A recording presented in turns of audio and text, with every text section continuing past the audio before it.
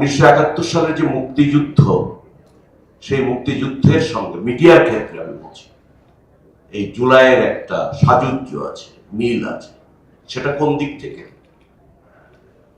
1971 সালে যে অবরুদ্ধ স্বদেশ ছিল আমাদের, সেই সময় এই দেশে তো মিডিয়া ছিল, সংবাদপত্র ছিল, টেলিভিশন ছিল, সমস্ত মিডিয়া, কোনটা বন্ধ হয়নি, সবগুলো ছিল।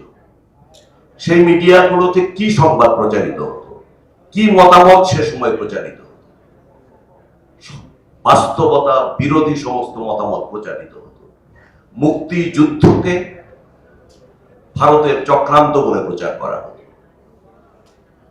মুক্তিযোদ্ধাদেরকে দুষ্কৃতকারী বলা হতো।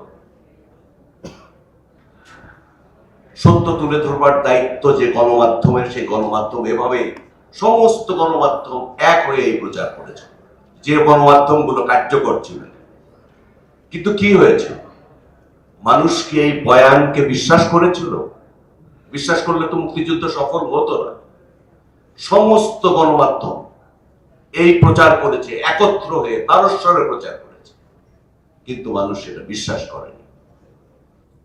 এই যে অবরুদ্ধ দেশে যে গণমাধ্যমগুলো, এগুলো ইতিহাসের প্রতিপক্ষে দাঁড়িয়েছে, সঠিক ইতিহাসের সাইডে তারা দাঁড়ায়নি।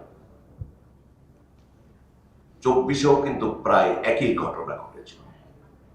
এই যে ফ্যাসিবাদ কবলিত যে দেশ, যে রাষ্ট্র, সেখানকার যে গণমাধ্যম, এই গণমাধ্যমের মোটা দাগের ভূমিকা ছিল ফ্যাসিবাদের পক্ষে। এবং জনগণের যে আন্দোলন, জনগণের যে প্রত্যাশা, জনগণের যে অভ্যুত্থানের প্রয়াস, এর পক্ষে যে সাংবাদিকরা ছিলেন, সংবাদকর্মীরা ছিলেন, তারা ছিলেন মাইনরিটি, অথবা